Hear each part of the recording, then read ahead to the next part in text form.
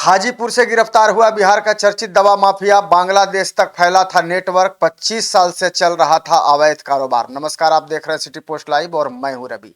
Bihar police को नशीली और प्रतिबंधित दवाओं के खिलाफ चलाए जा रहे अभियान में बड़ी सफलता मिली है। राज्य के चर्चित दवा माफिया नीरज को पुलिस ने हाजीपुर से गिरफ्तार कर लिया है। पुलिस के मुताबिक नीरज लंबे समय से फरार चल रहा था और बिहार समेत कई राज्यों में फैले एक बड़े अवैध दवा नेटवर्क का संचालन कर रहा था।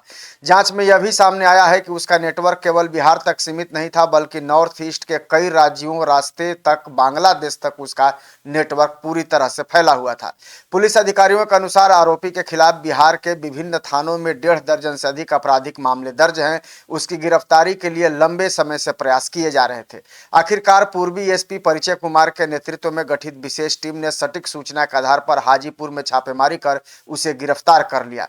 पुलिस कार्रवाई से बचने के लिए दिल्ली भाग गया था आरोपी। जी हां, पुलिस जांच में पता चला है कि पटना में लगातार हो रही कार्रवाई के बाद नीरज ने अपना पुराना नेटवर्क समेट लिया था और गिरफ्तारी से बचने के लिए दिल्ली चला गया था। हालांकि वहां से वो अपने कारोबार को संचालित कर रहा था। इसी दौरान उसने हाजीपुर में नया नेटवर्क खड़ा करने की कोशिश शुरू कर दी थी।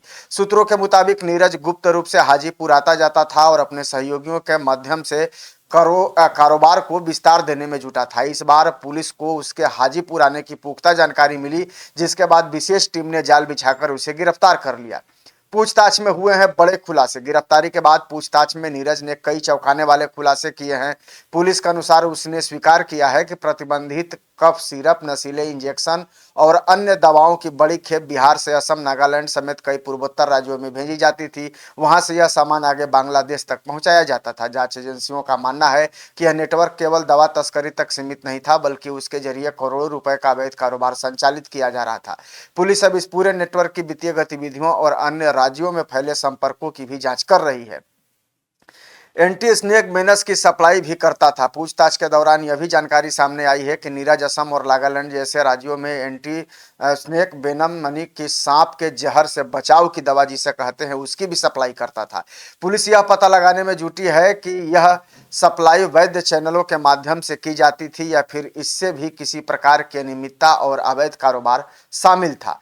25 साल पुराना नेटवर्क को पुलिस ने किया ध्वस्त। पुलिस रिकॉर्ड के अनुसार नीरज पिछले लगभग 25 वर्षों से इस अवैध कारोबार में सक्रिय था। इस दौरान उसने बिहार और अन्य राज्यों में मजबूत नेटवर्क तैयार कर लिया था। वह पहले भी पटना के कदमकुआं और पीरबहोर थाना क्षेत्र से जुड़े मामलों में जेल जा चुका है, लेकिन जेल से बाहर आने के बाद उसने फिर से अपना नेटवर्क खड़ा कर लिया। सहयोगियों की तलाश में अब जुटी है पुलिस। नीरज की गिरफ्तारी के बाद पुलिस अब उसके पूरे नेटवर्क को ध्वस्त करने की तैयारी में है। जांच एजेंसियां उसके सप्लायरों, वितरकों और आर्थिक लेन देन से जुड़े लोगों की पहचान कर रही है। पुलिस को उम्मीद है कि पूछताछ और डिजिटल साक्ष्यों के विश्लेषण से कई और नाम सामने आ सकते हैं। अधिकारियों का मानना है कि यह गिरफ्तारी बिहार में नशीली और प्रतिबंधित दवाओं के कारोबार के खिलाफ बड़ी कार्रवाई साबित हो सकती है। साथ ही इससे उन अंतर्राष्ट्रीय और अंतर राज्यीय नेटवर्क का भी खुलासा होने की संभावना है, जो लंबे समय से अवैध दवा कारोबार के जरिए युवाओं और समाज को नुकसान पहुंचा रहे थे। फिलहाल पुलिस आरोपी से लगातार पूछताछ कर रही है और आने वाले दिनों में इस मामले में कई और बड़े खुलासे होने की संभावना जताई जा रही है। तो पुलिस ने इस बड़े अवैध दवा नेटवर्क का खुलासा कर लिया है और मुख्य आरोपी को भी गिरफ्तार कर लिया है और 25 साल के काला साम्राज्य को खत्म कर दिया है। आप क्या सोचते हैं इस खबर को लेकर? कमेंट में प्रतिक्रिया जरूर दीजिएगा और ज्यादा से ज्यादा खबर को लाइक और शेयर भी कर दीजिएगा। धन्यवाद।